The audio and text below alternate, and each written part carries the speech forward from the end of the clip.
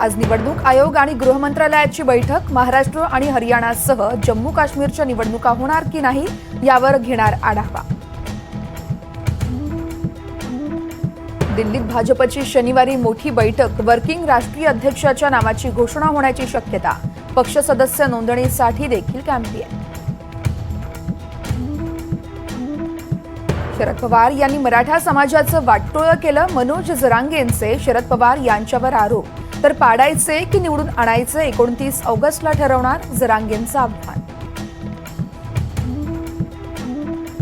1 कोटी महिलांना लाडकी बहिणीचा पहिला हप्ता मिळण्याची शक्यता. 17 तारखेला जुलै आणि ऑगस्टचे पैसे मिळणार.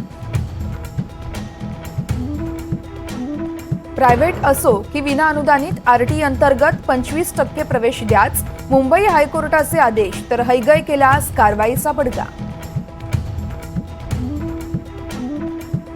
INS विक्रांतच्या फंडात घोटाळा केल्याची किरीट सोमय्यांची केस बंद करायला कोर्टाचा नकार. आर्थिक गुन्हे शाखेचा रिपोर्ट कोर्टानं फेटाळला.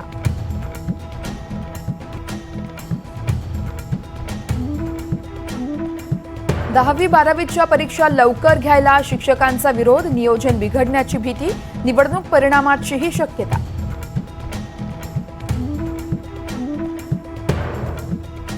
म्हाडाच्या सदनिकांचं वितरण संगणकीय सोडतीद्वारेच होणार. अर्ज करण्यासाठी म्हाडाच्या अधिकृत संकेतस्थळाचाच वापर करा.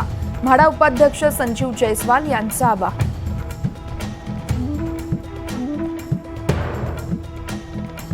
सर्वजण समान आहेत. बांगलादेशचे पंतप्रधान मोहम्मद युनूस यांचं पहिल्यांदाच हिंदूंना सुरक्षेचं आश्वासन. तर ढाकेश्वरीलाही दिली आहे भेट.